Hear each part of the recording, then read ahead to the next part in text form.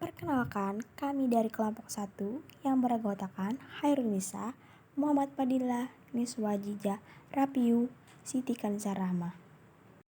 Cerita sejarah Brigjen Hasan Basri.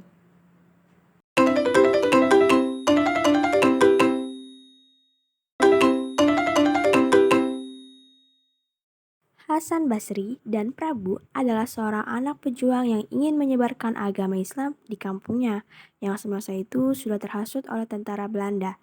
Mereka berdua berjuang untuk menyebarkan agama Islam di kampung pada tahun 1991. Pada saat itu, Hasan Basri masih berusia 12 tahun. Dia sekolah di sebuah pesantren Islam, pedalaman yang muridnya hanya 5-10 orang, di sebuah gubuk pemilik Kiai Haja. Gubuk itu berada di pedalaman hutan.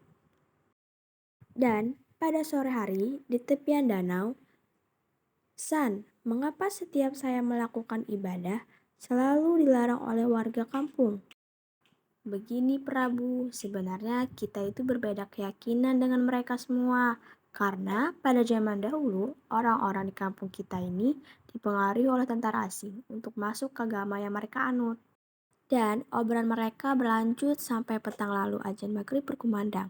Mereka segera berlari ke sebuah rumah di tengah hutan. Ternyata rumah itu mereka gunakan untuk beribadah. Saat mereka beribadah, terdengar suara tembakan ke langit. Dor, dor, dor. Prabu dan Hasan berlari dengan cepat bersembunyi di balik pohon yang besar. Ternyata itu adalah tentara asing yang pernah melarang orang-orang kampung itu beragama Islam. "Hasan, bagaimana ini? Kita harus bersembunyi kemana?" Hasan pun terdiam dan berpikir. Kemudian Hasan berlari dan berteriak pada Prabu.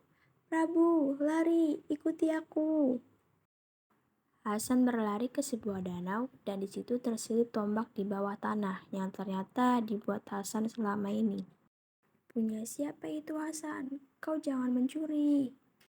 "Sudahlah, diam saja kau. Ayo ikuti aku." Lalu mereka bersembunyi di balik pohon besar, sekitar 10 menit. Di sana ada jejak suara kaki di daun-daun. Sepertinya tentara itu mengetahui keberadaan mereka. Tentara itu menembakkan pistol ke arah langit. "Dor!" berteriak, kemudian mengeluarkan tombak yang dia bawa dan merebut senjata tentara itu dengan cepat dari belakang. Mereka bertarung naas. Tentara itu tertusuk tombak di bagian perut. Meninggal tentara itu setelah Hasan bertarung dan terbaring dengan tak ada tenaga. Lalu Prabu datang kepada Hasan.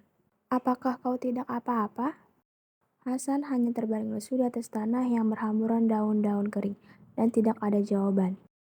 Lalu datanglah para tentara asing dengan beberapa pasukannya.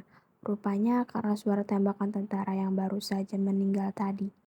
Hasan yang awalnya dengan keadaan yang lesu, kini langsung terbangun dengan keadaan yang kaget. Lalu Hasan membisiki suatu kalimat kepada Prabu. "Pergi kau dan panggillah semua warga ke sini. Aku akan mengurus semua tentara ini."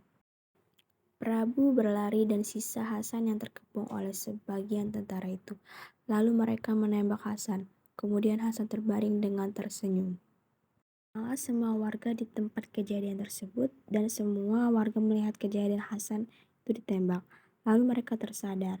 Selama ini mereka hanya dihasut oleh tentara jahat itu dan berperang antara warga kampung itu dengan tentara. Sampai pada akhirnya warga menang. Dan akhirnya mereka tersadar dengan keadaan yang sebenar-benarnya.